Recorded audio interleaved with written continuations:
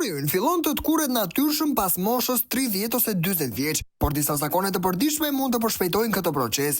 Ekspertët e Harvardit paralajmërojnë për 4 zakone të zakonshme që mund të ndikojnë negativisht në shëndetin e trurit. Mungesa e gjumit, qëndrimi i gjatë ulur, stresi kronik dhe mungesa e ndërveprimit social. Ndryshimi i këtyre zakoneve mund të ndihmojnë në ruajtjen e funksioneve njohëse dhe në reduktimin e rrezikut për sëmundje si demenca.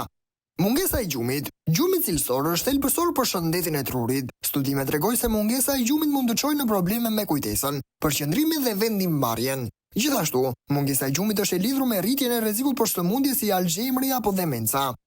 Qëndrimi ulur për një kohë të gjatë, një mënyrë jetese sedentare mund të ndikojë negativisht në shëndetin e trurit. Studimet kanë treguar se qëndrimi i gjatë ulur është i lidhur me rënje të funksioneve njohëse dhe rritjen e rrezikut për sëmundje si demenca. Aktiviteti fizik i rregullt është i rëndësishëm për ruajtjen e shëndetit të trurit.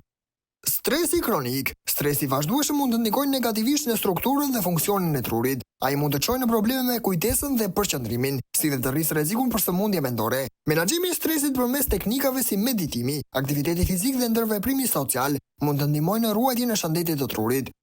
Mungesa e ndërveprimit social. Ndërveprimi social është i rëndësishëm për shëndetin e trurit. Izolimi social është i lidhur me rënje të funksioneve njohëse dhe rritje të rrezikut për sëmundje si demenca. Pjesëmarrja në aktivitete sociale dhe ruajtja e lidhjeve me të tjerët mund të ndihmojnë në rritjen e shëndetit të trurit.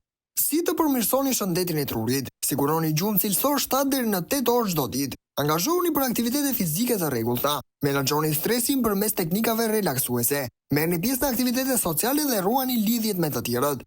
Ndryshimi i këtyre zakoneve mund të ndihmojnë në ruajtjen e funksioneve njohëse dhe të reduktimit të rrezikut për sëmundje të trurit.